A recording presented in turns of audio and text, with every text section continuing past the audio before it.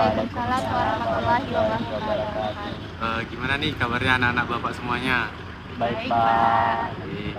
Alhamdulillah. Sebelumnya Bapak berterima kasih kepada Ananda semuanya telah berkesempatan hadir dan berkenan hadir dalam kegiatan bimbingan kelompok ini. Nah, sebelum kegiatan kita mulai, alangkah baiknya dalam melakukan sesuatu kita harus membaca doa terlebih dahulu. Nah, dari Ananda Bapak semua, apakah ada yang ingin memimpin doa? Ya, Pak. Oke, silakan. Baiklah, kita memulai acara kita. Marilah kita berdoa menurut kita masing-masing. Berdoa dimulai.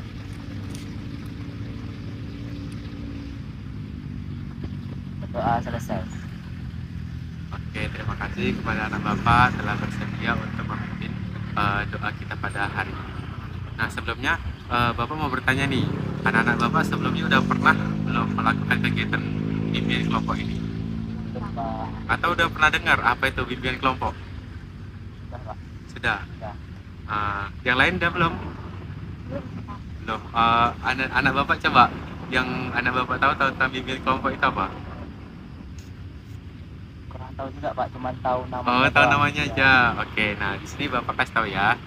Jadi bimbingan kelompok itu adalah salah satu jenis layanan yang ada di dalam bimbingan dan konseling. Di mana dalam kegiatannya kita melakukan secara berkelompok seperti sekarang ini dengan memanfaatkan dinamika kelompok. Nah, tujuan dari bimbingan kelompok ini adalah untuk meningkatkan komunikasi Ananda semua, dan juga diharapkan Ananda semua dapat berani menyampaikan pendapatnya di depan umum. Nah, kemudian di dalam bimbingan kelompok ini juga ada beberapa kriteria yang harus kita laksanakan. Yang pertama itu, Ananda semua diharapkan hadir di dalam bimbingan kelompok ini secara sukarela. Anak Bapak semua di sini ada nggak yang terpaksa hadir ke sini? Ada. Ya, sukarela semua berarti ya. Sukarela, Pak. Oke, yang kedua itu adalah semua hal yang kita laksanakan ini harus sesuai dengan norma-norma yang berlaku. Kemudian topik yang kita bahas nanti itu adalah topik-topik yang lagi hangat sekarang, seperti kayak masalah-masalah yang lagi viral-viral sekarang lah gitu kan, yang sedang kita alami. Nah, kemudian diharapkan Ananda semua dalam menyampaikan pendapatnya nanti harus secara terbuka. Misalnya Ananda memikirkan sesuatu, ingin menyampaikan sesuatu, itu diungkapkan saja, terbuka saja seperti itu. Nah, kemudian di dalam bimbingan kelompok ini juga ada beberapa cara atau beberapa tahap. Yang pertama itu ada tahap pembentukan, yang kedua itu ada tahap peralihan, yang ketiga itu ada tahap kegiatan, yang keempat itu adalah tahap pengakhiran. Nah, kemudian sebelum kita masuk ke tahap selanjutnya, Ananda semuanya ini udah saling kenal belum? Belum ya? Nah, alangkah baiknya kita kenalan terlebih dahulu lah ya. Dimulai dari Bapak, perkenalkan nama Bapak Hisam Fauzi. Ananda semua bisa memanggil Bapak Pak Fauzi. Bapak adalah lulusan S1 bimbingan konseling dari Universitas Riau. Nah, kemudian siapa yang ingin lebih dulu memperkenalkan diri? Silakan. Kenalkan, nama saya Riris Kumala Putri dari kelas MIPA 1. Yes. Nama saya Ukiat Endani dari kelas MIPA 1. Ya. Nama saya Jelita Belatrik dari kelas MIPA 2. Ya. Nama saya Farhan Arahman Putra dari kelas MIPA 3. Kelas ya, Farhan ya? Ya, Pak. Tadi udah kenalan semua, udah inget belum nama-namanya? Agak ragu. Agak lupa. Oke. Bapak ada satu permainan namanya rangkai nama. Nah, di dalam permainan ini tujuannya untuk Ananda semua biar lebih ingat teman-temannya. Nah, jadi rangkai nama ini permainannya seperti ini. Jadi sebelum kita menyebut nama kita sendiri, kita harus menyebutkan nama orang sebelum kita. Misalnya kayak Farhan, karena Farhan orang pertama, Farhan hanya menyebutkan nama Farhan sendiri. Kemudian nanti Jelita. Sebelum Jelita menyebutkan nama Jelita harus menyebutkan nama Farhan terlebih dahulu. Begitupun selanjutnya ya. Oke, kita mulai dari Farhan. Farhan. Farhan Jelita. Farhan Jelita. Ya. Farhan, Jelita, Mutia, Riris. Oke, tepuk tangan dong. Jadi semuanya udah saling kenal ya. Ya, Pak. Oke, karena udah saling kenal. Tadi kan Bapak udah ada ngasih tahu nih tahap-tahap dalam bimbingan kelompok. Ada yang masih ingat nggak? Ya. Lupa ya? Ya. Lupa. Jadi Bapak kasih tahu lagi, tahap dalam bimbingan kelompok itu ada 4. Yang pertama tahap pembentukan, tahap peralihan, tahap kegiatan, dan tahap pengakhiran. Tahap pembentukan udah kita lalui, sekarang kita masuk ke tahap peralihan. Nah, sebelum kita memasuki tahap kegiatan itu tahap intinya, Ananda semua itu udah siap belum untuk memasuki tahap kegiatan? Siap, Pak. Siap, oke, mantap. Nah, sebelum kita masuk ke tahap kegiatan juga Bapak ingin menyampaikan satu contoh topik yang akan kita bahas. Nah, contoh topiknya itu adalah kurangnya motivasi belajar siswa. Nah, nanti diharapkan Anda semuanya menyampaikan satu topik yang bakalan kita pilih, yang akan juga kita bahas di dalam pertemuan kali ini. Dari mana dulu yang mau menyampaikan? Dari Riris, oke. Kalau Riri sih sesuai topik yang Bapak angkat tadi, kurangnya motivasi belajar kan Pak. Dia tuh kayak nggak bisa lepas dari HP gitu. Kadang kayak kalau kerjain tugas jadi ditunda-tunda, akhirnya nggak kerjain, kalau nggak kerjain cuma tengah malam. Terus kadang kayak jarang keluar karena lebih milih di rumah main HP seharian. Oh, jadi dampak penggunaan handphone gitu ya? Iya Pak. Oke, kemudian? Kalau dia sih topiknya pembulian ya Kak, karena di kelas itu banyak sekali yang pembulian. Oh, kemudian menarik. Cerita? Kalau kita Pak manajemen waktu itu Pak, Manajemen Ya. waktu. sering telat ke kampus karena ya kan rumah kita ke sekolah itu kan jauh. Ya. Jadi motornya cuma satu, jadi harus antar adik dulu, jadi telat gitu Pak. Oh, oke, manajemen waktu berarti ya. Farhan? Kalau Farhan pengennya topik tentang pergaulan bebas Pak, Pergaulan bebas. karena sedang marak-maraknya sekarang Pak. Oke, menarik. Nah, tadi kan udah saling menyampaikan topik yang mau dibahas ya. Dari topik yang 4 tadi, Riris tentang dampak penggunaan handphone, Mutia tentang pembulian, Jelita tentang manajemen waktu, dan Farhan tentang pergaulan bebas. Nah, kita dari keempat topik ini, apa nih yang mau kita bahas terlebih dahulu dalam pertemuan kali ini? Topiknya Riris Pak. Topik Riris, yaitu tentang dampak penggunaan handphone. Coba Bapak mau tahu nih, kenapa kita milih topiknya Riris yang mau kita bahas kali ini? Nah, pasti lebih sesuai nggak sih? Ya, Karena kita sekarang udah sangat ketergantungan ya dengan handphone. Oke, menarik. Nah, jadi kita berarti memilih tentang dampak penggunaan handphone. Nah, Bapak mau tanya nih, dampak penggunaan handphone itu sebenarnya banyak positifnya apa negatifnya?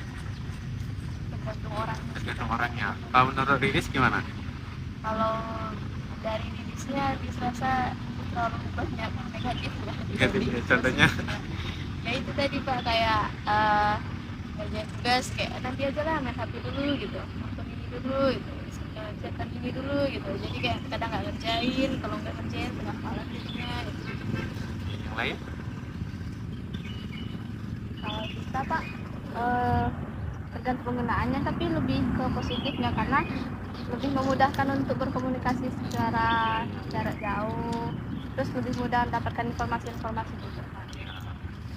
Ya, atau Farhan ada lagi? Kalau Farhan sama ya, menurut si Jelita sama Riris tadi. Ya, Sama sih Pak. sama. Nah, berarti ini kayak kita, kata Riris tadi, kita tuh kebingungan dalam apa ya, kadang kita kebanyakan chattingan atau apa gitu. Ini menarik nih, jadi kita sekaligus kayak membahas dua topik, dampak penggunaan handphone sama manajemen waktu, kapan kita harus belajar, kapan kita harus main handphone gitu kan. Nah, jadi setelah kita udah tahu dampak-dampaknya dari penggunaan handphone, nah, Ananda semua itu sekarang kan udah sama-sama menggunakan handphone semua berarti kan. Dalam kita mengakses sesuatu di handphone itu lebih banyak ke pendidikannya apa ke pribadi kita? Masing-masing deh, kayak mana dalam kehidupan sehari-harinya? Pribadi Pak. Pribadi. Pribadi semua nih. Iya, Oh, jadi kadang kalau untuk ke pendidikannya kurang gitu ya. Nah, berarti kan kita sama-sama tahu kan bahwasanya penggunaan handphone itu memang mempermudah kita juga kan, tergantung ke kitanya lagi. Kalau misalnya kita salah dalam penggunaan handphone ini tadi, dampak negatifnya pun sangat besar gitu kan. Oke, menarik sekali. Pada capek nggak nih semua? Enggak, Pak. Boleh izin minum, Pak? Oh, minum aja, nggak apa-apa, kita santai aja. Makasih Pak. Ya. Nah, tadi kan kita sudah membahas mengenai dampak dari penggunaan handphone. Nah, di sini Bapak ada satu games nih. Mau nggak? Biar kita makin semangat. Mau, Pak. Pak. Nah, di sini kita gamesnya itu main tepuk-tepuk. Jadi kalau misalnya Bapak bilang tepuk 1, kita tepuknya gini. Tepuk 1. Nah, kalau tepuk 2, tepuk 2. Nah, kalau tepuk 3, tepuk 4, tepuk 5. Oke, paham semua ya? Seperti udah tahu semua nih. Iya, Pak. Oke, kita mulai ya permainannya. Tepuk 1, tepuk 2, tepuk 3, tepuk 4, tepuk 5. 5 kali tepuk 5.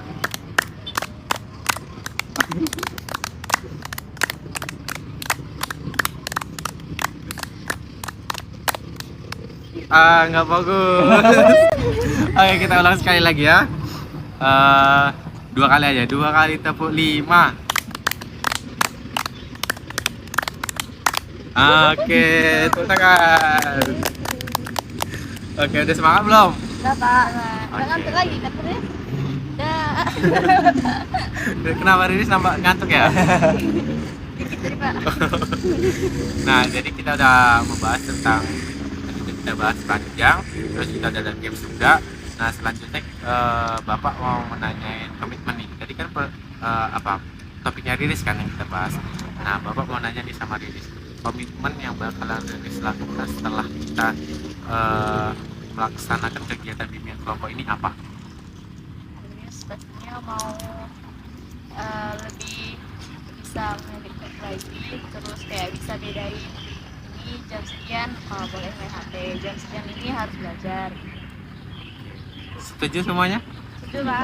Oke, ini nggak cuma ke Riris saja ya, ke teman-temannya semua, karena kita sudah sepakat mengambil topiknya Riris tadi, berarti kan itu sudah yang sering kita lakukan juga gitu kan.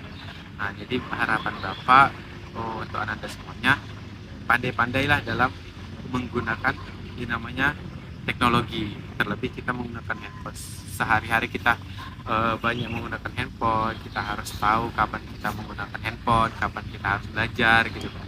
Dan kalau misalnya kita belajar menggunakan handphone, ya yang kita akses itu yang positif-positif aja gitu kan. Oke.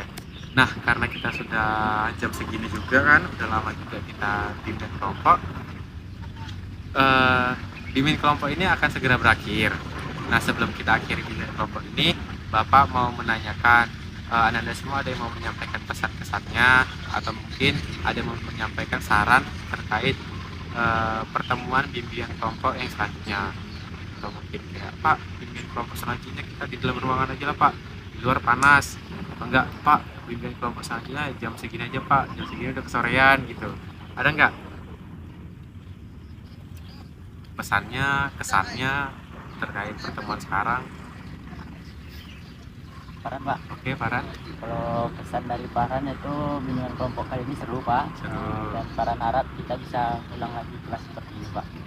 Mungkin ada yang saran, Farhan tadi kan bilang kita ulang kelas lagi kan. Ada saran mungkin kayak tempatnya di mana, jamnya berapa, hari apa mungkin kita sepakati. Kalau Riris mau pesan apa Pak? SPK-nya lebih seru lagi. Oh, SBK lebih seru lagi. Nanti Bapak cari lagi SBK-nya. Oke, mau hari apa kita bimbingan lagi? Kamis. Bisa. Oke, Pak. Kayaknya kita kuliah. Ini serius. Oh, iya Kamis depan aja. Kamis depan aja ya. Iya. Oke, kita fix ya Kamis depan. Tapi Kita jamnya itu, Pak, kalau bisa pagi nggak, Pak? Karena pagi. ya kalau siang tuh kayaknya ngantuk-ngantuk, Pak. Oke, berarti hari Kamis. Kalau misalnya kalian kosong lah berarti ya di jam kelasnya, kalau pagi ya. Kalau itu nanti Bapak atur lagi waktunya. Iya Pak. Oke, karena mengingat waktu udah jam segini, Bapak sebelumnya juga berterima kasih kepada Ananda semuanya sudah menyempatkan waktu untuk hadir dalam bimbingan kelompok. Bapak mohon maaf kalau misalnya ada kekurangan dalam bimbingan kelompok kali ini. Lebih dan kurang Bapak mohon maaf.